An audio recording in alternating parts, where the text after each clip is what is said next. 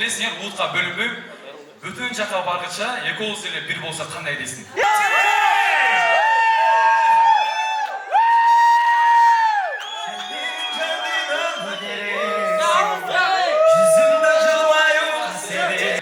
Мен сені жақсы көремін, бұйырса барлығы жақсы бол.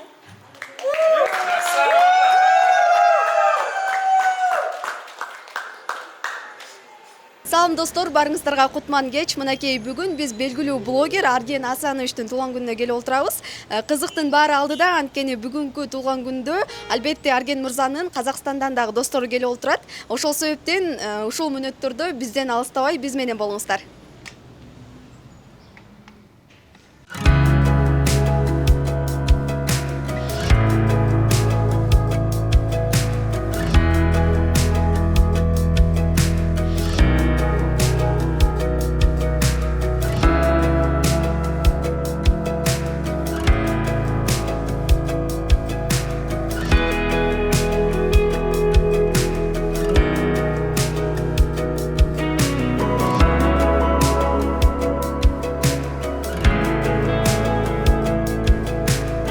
Урматтуу достор, мынакей туулган күн башталганы турат. Эң эрте келгени албетте Арген мырзанын жеңеси.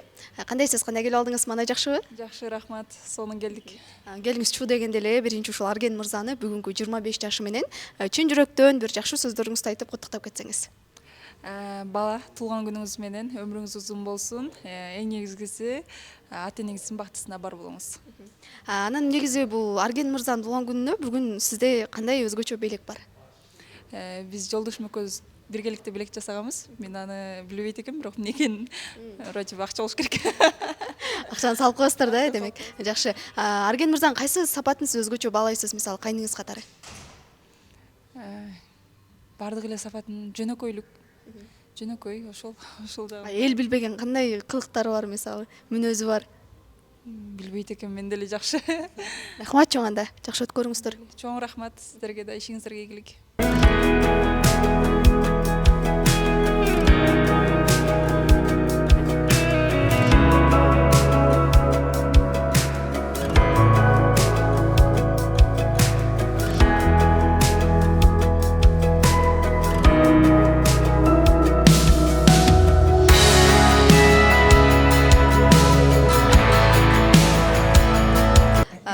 Достор, мынакей бүгүн Арген мырзанын туулган күнү. Эң биринчи сизди чын жүрөктөн туулган күнүңүз менен куттуктайбыз. Анан албетте бул дүйнөгө, жарык дүйнөгө алып келген бул сиздин ата энеңиз. Ата энеңизге бир сонун сөздөрүңүздү, жүрөктөн чыккан сөздөрүңүздү айтып кетсеңиз. Ата, апа, мен силерди аябай жакшы көрөм, билесиңер. Силерди мындай, силерсиз мен жашоомду вообще мен кыйналам да. Ушул дүйнөгө алып келгенге силерге чоң рахмат. Ошол. Просто негизи сөз бар да, просто бир аз жүрөгүм болуп атат. Сөздөр бар, бирок жүрөктө баары. Жакшы. Арген мырза 24, мынакей 25ке чыгып атасыз, бирок 24 жашыңыз сизге кандай артыкчылыктарды, мисалы кандай ачылыштарды алып келди, ийгиликтерди алып келди? Кандай сабак алдыңыз 24 жашыңыздан? 24 жашымда аябай чоң сабак алдым. Негизи мен эч качан ойлогон эмесмин, типа жашоомдо ушундай болот депчи. Жакшы күн да болду, жаман күн да болду. Мисалы, пенде болгондон кийин бизде бардык нерсе болот да. Бирок именно ушул жашымда аябай бир чоң нерселер болуп кетти. Жашоомдо мисалы бир семейный тараптан, акча жагынан болсун, башка жагынан болсун, менде бир вау да болду, аркага да кетти дегендей болду. Ошол бул жаш мага аябай бир эсимде кала турган болду, анткени ушул жашымда мен өзүм армандаган Американы бартан көрүп келдим. Ушул жашымда үй алдым өзүмө. Ушул жашымда өзүм жеке бизнестерим ачтым. Ошол өтө сабак дагы болду, кайгылуу болду. Короче, бардыгы болду. Жакшы. Анан бүгүн мынакей 25 жашты белгилеген турабыз. Бүгүн кандай болот? Мисалы, буга чейин сиз туулган күнүңүздү өткөрүп келгенсиз, дайыма өзгөчө стилде болуп келет. Бүгүн байкашым боюнча баары классикалык стилде окшойт, Жок, негизи бүгүн бардыгы эме эле, там спортивка деле бар экен. Короче, эме, общий го, короче. Общий план эмес жок. Нелеп койт эле, дресс-код жок. Бүгүн туулган күндө кандай бир өзгөчө нерсе болот? Бир нерсе болот окшойт ошол. Ооба. Бул жерде негизи баарын айтып койдум, негизи. Айта берейинби? Негизи өзгөчөлүктөр бар. Өтө сонун болот. И дегенде өзүм көп ойлондум. Жасасамбы, жасабасамбы деп. Акыры ушул күнгө туура келгенден кийин, может, жасап көрөйүн. Эгерде болуп жаткан болсо, жаңылыктарчы көрөбүз деген сыяктычы. Так что жакшы эмелер бар, жаңылыктар бар. Жакшы күтөбүз. Анан Instagramдан баары эле көрүп жатат, эл журт баары Аида айым экөөңүздөрдүн видеоңуздар чыгып жатат. Бул чынында эле достукпу же сүйүүбү? Доспуз биз. Негизи кыз менен баланын ортосунда достук болбойт дейт да. Бул нерсеге кандай карайсыз? Же бала сүйөт, же кыз сүйөт да? Может, ал мени сүйөт деп коесуң го. Тамаша. Жок, негизи бизде достук эле, достуктан эч нерсе жок. Да, эгер болуп жаткан болсо, может айтабыз. Вот. Достугуңуздар көптөн бери экен, Аида айымдан да сурап калдык. Анан ооба. Чынында доспуз деп айтты. Анан ушул достукта дайыма мисалы жаман күндө, жакшы күндө бири-бириңиздерди колдоп келет экенсиздер. Ошол сизди кыйын учурда Аида айым кандай колдогон, мисалы жанагы аялдын, кыздын колдоосу баары бир башка да. Жакшы колдогон, экөөбүздүн бири-бирибизди жакшы түшүнөбүз да. Ошого жакшы түшүнөбүз. Аябай дайымага чыгат, досум чыгаттан баардыгы жакшы, там кыйналган жоксуң дейт. Жок, баары нормально. Особенно прям Аидада бир нерсе бар да, мындай бир сөз менен алдап коюу. Чото экөөңүздөрдө тең бир нерсе бар анда. Өз айтты? Жок. Айтпады. Анда, ладно. Жок, негизи бизде мындай Айдан билбейм, бир нерсе бар да, мындай тартып турабы, короче, мисалы өтө бир кайгырган кезим болгон, мага чалып алып досум, баардыгы нормально. Там ушундай болуш керек экен болду. Так что там не переживай деди, сразу эле бир көңүлүмө сон болду, короче. Жакшы, анда Арген мырза, дагы бир жолу куттуктайбыз, бүгүнкү туулган күнүңүз сонун өтсүн. Рахмат.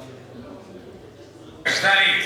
Знаете, начну, наверное, с того, что никого не виним о том, что мы собирались начать в 5, но уже без 15:08. Все-таки не будем забывать, где мы живем и про нашу ментальность. Друзья, давайте поаплодируем сами себе. Хотелось бы знать, каково ваше настроение. Отлично. Что ж, чтобы добавить изюминки, недаром у нас с двух сторон по 3 стола. Давайте узнаем, да поделимся на 2 стороны и узнаем, у кого же настроение лучше. Понимаю, что по правую сторону от меня людей меньше, но, как говорится, не в количестве дело. Итак, правое количество медийных людей. Сегодня у вас будет неимоверно много сторис, рилсов и все, что связано с Инстаграмом, ТикТоком и любыми социальными платформами. Что ж, дамы и господа, сами себе поаплодировали, настроение у нас на 5+, а потому прошу ваших безграничных, горячих, несмолкающих аплодисментов и встречайте виновник торжества, наш друг Арген Асанов!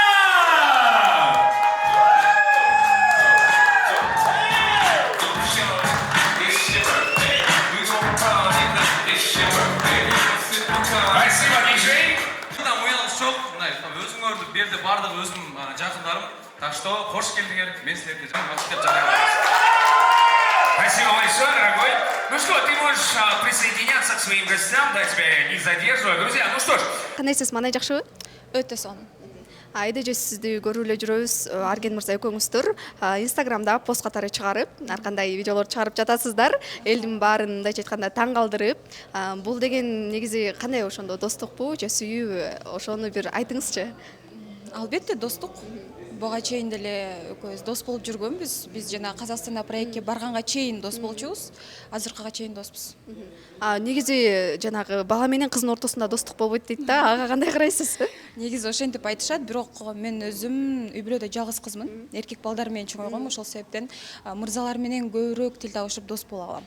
Демек көп жылдан бери Арген мырза менен доссуз.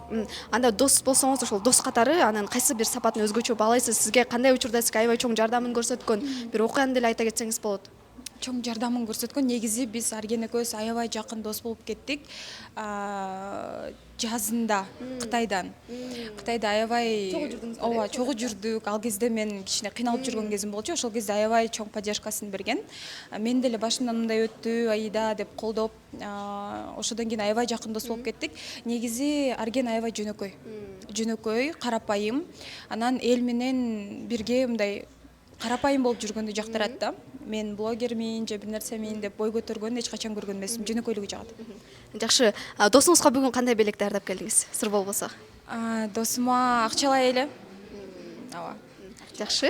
Анан жакшы. Арген мырзанын мисалы өзгөчө бир окуяларын же болбосо кызыктуу экөөңүздөрдүн эске дайыма түшүп тургандай тамашалуу окуялар болот го. Аябай мындай ичиң кошо ооруп күлгөн учурларчы. Ошондой учурлардан болсо айтып кетпейсизби? Тамашалуу.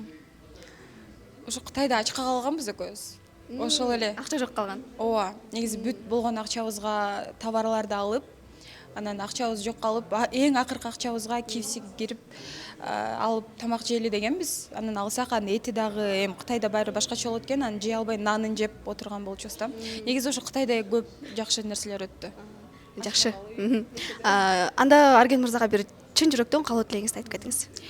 Арген досум, сага чын жүрөгүмдөн бактылуулукту каалайм. Чынында эле бактылуу болууга татыктуу мырза. Өзүңдүн адамыңды жолуктуруп, тезирээк үйлөн, бактылуу бол. Анан эң нечкиси ден соолук. Ошо.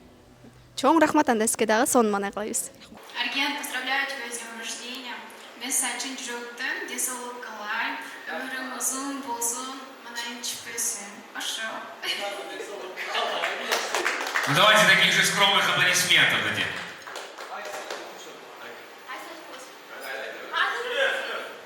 С днем рождения тебя, Арген. Желаю тебе много счастья, добра. Вчера мы увидели, сколько человек ты связываешь, сколько человек тебя знают. Желаю тебе больше верных друзей, чтобы такой зал еще больше наполнялся. И, конечно же, здоровья и найти свою любовь. И будь счастлив. Саламатсызбы? Манайы сонун. Саламатсызбы? Манайы сон? Сонунбу? Сонун. Кыргызча сөз билесизби? Сонун казыр. Билбейсизби? Жакшы деген ба? Жакшы, сонун деген эле синоним сөзү. Казакстандан келдиңиз, кече келдиңиз, э? 2 күн мурун келдик. Бишкек паркта фан встреча болду. Кандай болду? Неси жакты сизге? Осы Бишкек паркта негизи эч жерде айтпаганбыз, что мен келем, что мен болам деп, бирок адамдар өтө көп жиналды. Соган риза болдум, мәз болдум. Сончама кыздар, тәтелер, бир энелерimiz, карындастарыбыз келип, менин фотого түсүп, жылы сөздөр айтканы өтө кубанычтымын. Үлкен рахмет сиздерге. Өзүңүз эле келдиңизби? Мөлдүр айым келген жокпу? Мөлдүр экөөбүз казыр ара катнаш токтогон. Сол үчүн ол келмеди. Бирок 100% токтогон жок. Өткөнү мен кызды катты жакшы көрөм. Жакшы. Мисалы бул Арген мырзаны дос катары кайсы сапатын өзгөчө баалайсыз? Дос сапалы дейтин болсак, не знаю, это бир ондой достор болот да, бир алло брат, осындай жагдай болуп калды, кичкене маселем бар дегенде, болду брат, шешемиз, келемиз. Сондай бир адамгерчилик жагынан да энди жалпы башкара билбейм, бирок жеке мага еш тек қана жақсылықтарын көрем осы жігіттің. Тек қана күліп жүреді, жақсы жаттарға всегда осындай жақсылық бір күндер болса, праздниктер болса, шақырады әрдайым. Соған ризамын. Дос катары 2 жылдан бери тааныш экенсиздер, э? 2 жылда мисалы ортодо кандай кызыктуу учурлар өттү? Экөөңүздөрдүн эсиңиздерде калган эң кызыктуу окуя? Енді ең қызықты демей-ақ қояйық, өткені әр күн жалпы қызық. Өткені мен ашығын айта берсем бола ма? Мен бұл Бишкекте қанша рет болдым? Қараңыздар, тыңдаңыздар, мен Бишкекте қанша рет болдым? Сонша рет мас болдым. Арген мырзамен. Арген мырзамен. Бәрі сол үшін десек. Атақ қызықтар өте көп негізі. Жакшы, сонунанда бүгүн туулган күн сонун өтсүн, э? Бүгін туған күн, тағы бір күн бір менің спискіме қосылады. Сонун өтсін, бәріне сәттілік. Сәлем. Арген бауырым, мен сен білесің, лично өзім қатты жақсы көрем. Денің сау болсын, ең бірінші денсаулық дейді ғой. Денің сау болсын, бауырым. Үйдегі ата-анаң, бауырым аман болсын, байлықтарың сол кісілер. Қалған бәрі болады, бауырым, сенде. Сен андай қалай айтсам, чай ішіп жегітсің ғой өзің. Осылай достарың көп, достардың алдарында күліп ойнап жүрсең, сенде бәрі болады, брат. Осылай арамызда сыйласымыз ажырамасын, күліп ойнап, каждый раз қуанышымызда да, жақсылығымызда да бірге жүретін болайық. Сол үшін алып қойыңыздар. Келиңиз, дароо эле ушул Арген мырзаны туулган күнү менен куттуктап, өзгөчө бир казак ыры менен ырдап, же болбосо кыргыз ыры менен куттуктап кетсек. Қырғыз халық танитын Қайрат Нұртастың өлеңі бүгін туған күнің. Бүгін сенің туған күнің. Все. Сонурда айта экенсиз. Самый главный туған күн екенін білет, все. Жакшы. Анан Кыргызстанга негизи көптөн бери эле келип жүрөт экенсиз, 4 жылдан бери дос экенсиздер. Анан Кыргызстандын бир өзгөчөлүгүн, Кыргызстан сизге эмнеси менен жакты, ошону айтып кетсеңиз жалпылап. Мысалы, Қырғызстанда ең қатты ұнаған, мойындау керек, мен Ош қаласына барған кезде, Ош қалада өңкей жабық қыздар көп екен. Маған қатты байқадым, біз кафеге қай жерге кірсек те жабық апалар барлығы, маған сол жер қатты ұнады. Сосын қырғыздардан қатты ұнайтыны қонақ жайлылығы. Шынына келген кезде біз каждый раз келген сайын аяқ қолын жерге түсірмей ұстап жүреді. Бірақ мен шынымды айтсам, Алматы мен Бишкектің айырмашылығы жоқ сияқты. Себебі мен Бишкекке келген кезде, как өз елімде жүргенде емін еркін жүре беремін. Мысалы, сіздермен сөйлесіп, кафеге, магазинге қай жаққа кірсең де біз қиналыс жоқ. Сол үшін мен өз елімде, өз жерімде жүргенде жүре беремін. Әлбетте, анткени қазақ қырғыз бір туған дейді. Анан сізден бір болайықтан танып қалғанбыз. Мысалы, Қырғызстанда дағы біз жолықтық деген программа açылған. Ошоға келіп, мысалы, қырғыз қыздар менен танышуға ойларыңыз қандай? Ол жерге келіп, білмеймін енді. Қырғыз қыздар қалап жатса неге бармасқа де қалжың айтамын. Просто енді қырғызша көп сөзді түсінеміз, бірақ кейде енді андай, егер біз ол жерге барып ұрыс кетсе, мен түсінбей қалуым мүмкін кейбір сөздерді. Түсінікті. Бүгін Арген мырза менен чогуу келдиңиз бул жака? Чогуу келип биргеликте? Бирге келдиңиздер. Анан бул жака бүгүн туулган күн кандай болот? Эмнеси менен өзгөчө болот? Досуңуз катары билсеңиз керек. Шынымды айтсам, мен туған күнге Арген үшін ғана келдім.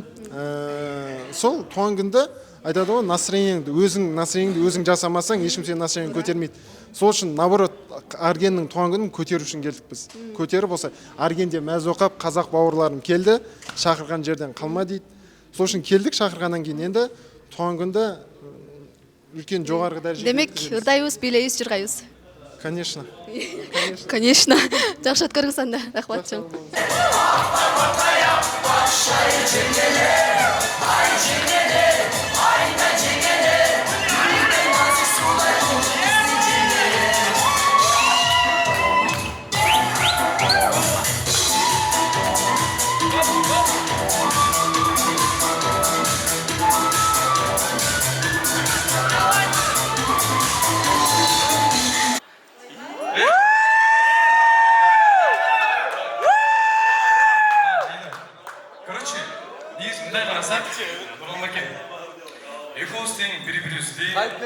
Жақсы түсінеміз.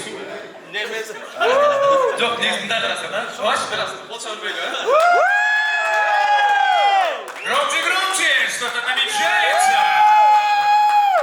Адашпасам, екеуіміздің қауышқанымызға почти 7 жыл қалды. Доспыз негізі. Достықтан сүйүүгө айланып кетеби деп өзім негізі қатты қорқып жүрген болчумун. Ошол чувстволор ачылып баштады же билбейм, бираз Саң мен экоустен мындай карасак тагдырыбыз эле почти окшош. Экоустен бири-бирибизди жакшы түшүнөбүз. Ошого давайте эми бу жерде билесиңер улутка бөлүнбөй бүтүн жака баргыча экоуз эле бир болсо кандай дейсиң?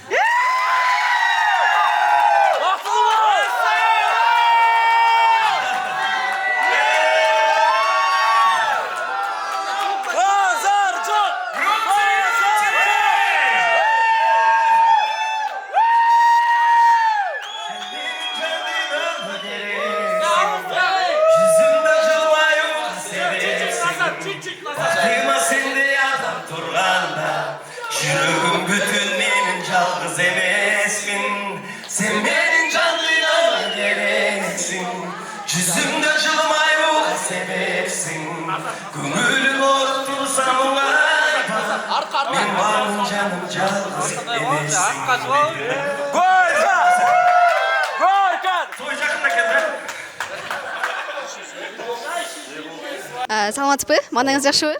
Маңай сон. Буюрса сонурду аткарып чыктыңыз. Анан дос тууралуу урдап калдыңыз. Негизи эле достук сиз үчүн эмне болду? Чыныгы досуңуз, жакын досуңузду айтып кетсеңиз. Достук деген бул эми мисалы үчүн ата-эне бир туугандарың бул өзүнчө. Мисалы үчүн келинчегиң, же болбосо бала чакаңдан башкача өзүнчө орду бар бул достук деп ойлойм. Анткени ата-энеге айта албаган, кээ бир сырдаша турган нерселерде сырдаша турган чыныгы достор болот да. Жашоодо үй дылдыйда колдой турган ошондойду чыныгы достор деп ойлойм. Баардыгыбыздын Кудай таалам чыныгы досторубуз жолуктурсун. Азыр баягы ситуацияны айтып берсе аябай жүрөгүм эме болду, башкача. Чынында баарыбыздын жүрөгүбүз оорутtu. Арген мырзаны канча убакыттан бери тааныйсыз? Анан анын өзгөчө бир сапаттарын айтып кетсеңиз, жакпаган сапаты болсо деле болот. Арген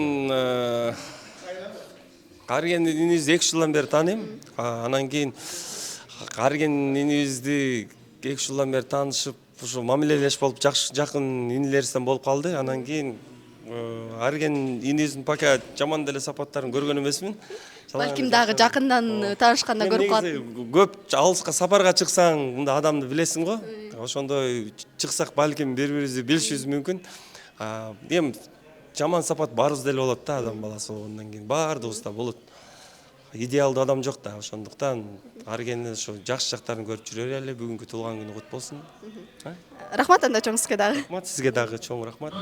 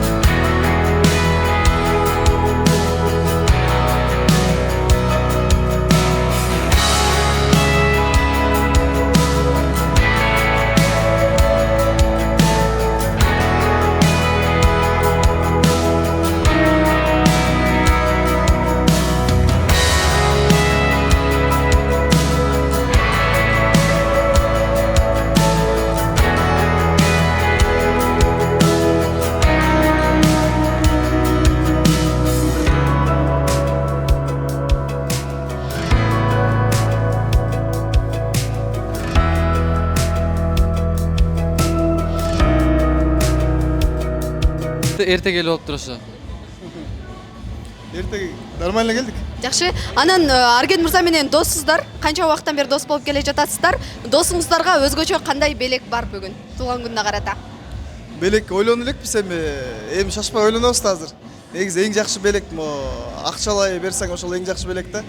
Акчасын берсең ошол өзүнө каалаган нерсесин алып алса, мен үчүн ошол жакшы да негизи.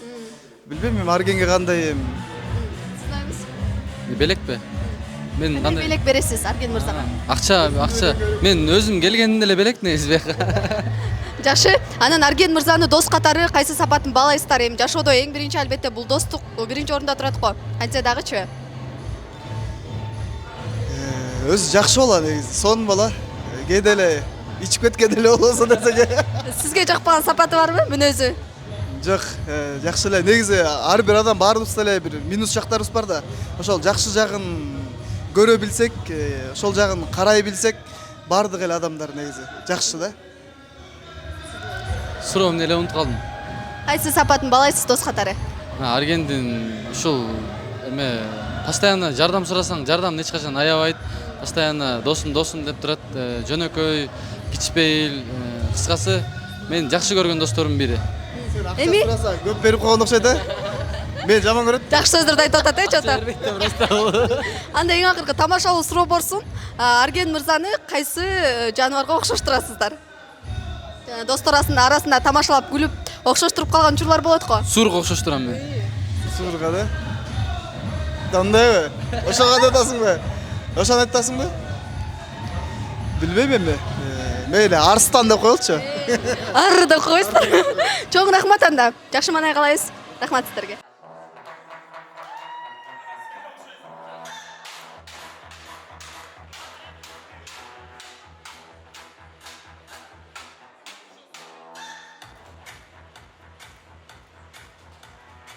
Бишкек паркта фан встреча болду.